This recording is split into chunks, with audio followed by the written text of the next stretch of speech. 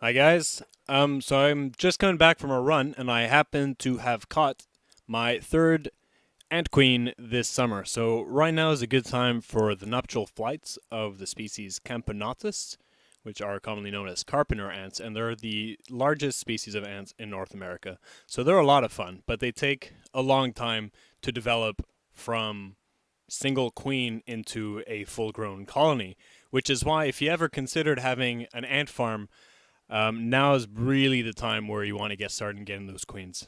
So, so I got the third queen, thus completing the set of an AntBox over here, which is the product I made and then I'm selling on the Etsy store, and I'll put a link to that in the, I guess, Facebook description.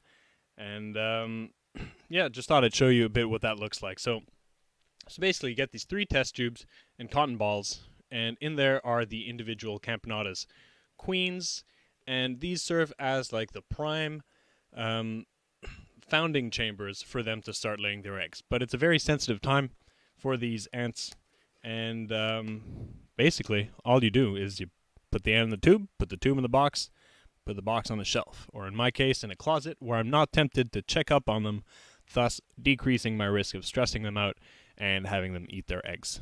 Also, so the thing with a lot of the species of ants we have here in North America is that they're what's known as fully claustral, meaning that I won't even have to feed them until their first workers start hatching. And depending on when you catch them and when they lay their eggs, that could be as far as like possibly 10 months. Like, for example, my one Camponotus colony that's going, it took me 10 months to finally hatch the workers. I caught her in last July and only started having, well, she's up to 4 workers now.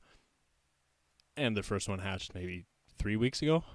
So, seriously, if you wanted to keep ants, it's like there's a short window of opportunity. You got to get them when they're flying. I'm going to be selling these ants particularly as well if anybody's interested. But I just thought I'd throw it out there again that I am selling an ant keeping beginner kit on my Etsy store called Biology Crafts Montreal. And here it is. And not only is it a great way to get into the hobby, it's a great gift, and it also supports me as an artist. So have a good day, and keep it in mind if you know any sort of bright-eyed kids with a curiosity towards the natural world. Be good.